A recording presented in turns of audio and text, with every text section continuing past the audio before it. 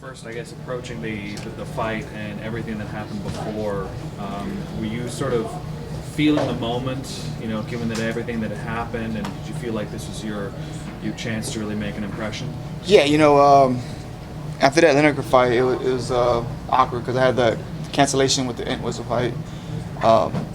We had the cancellation with the Alejandro Perez, and then we got the Matt Schnell fight. Obviously, it's a 25er coming up, so it was kind of like, obviously I took the W, but it didn't feel like, like I got a big win in the 35 division, So this was another one, a huge fight for me. He's hasn't lost in forever. Guy's 24-1, I think it was. So he had a lot of experience. He's been there, done that. So for me to be the guy like that was huge for me.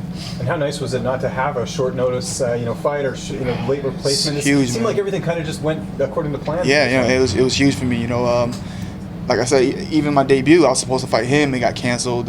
So every fight I've had since I got to the UFC, I've never fought the original opponent. So for it to come through, for me to go through a whole camp, actually fight the guy I was supposed to fight, it's been huge. Even I was telling my manager Tyson, I was like, I haven't seen him yet. I'm like, just make sure you see him. I make sure he's here. If we need to help him cut weight, we'll help him cut weight. Just make sure he's there. I just need to get back in the cage. But he looked a little drained at the weigh-ins. Were you worried at all that maybe there might have been some issues there?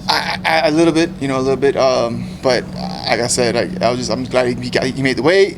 He got here, everything went smooth, so we're cool with W. The bantamweight division is pretty deep, but do you feel like this is the type of performance that kind of puts everyone on notice and saying like, hey, I'm a top guy in this division? Yeah, definitely. I do believe so. Yeah, for sure. As far as celebrating tonight, I know this it's been a long camp and everything. How do you sort of plan to celebrate tonight? I'm just gonna hang out with the girlfriend. My brother's up here, my sister's up here, so I'm just gonna hang out.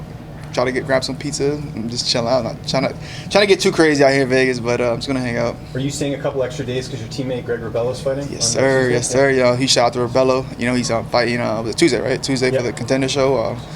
So I'm excited for that. I'm staying for that, and then I'll be back going to Florida for a week, hang out with the mom, and then back to Boston to get back to training. And for people who don't know Greg, how much of a character is he in the room and sort of a leader at your camp?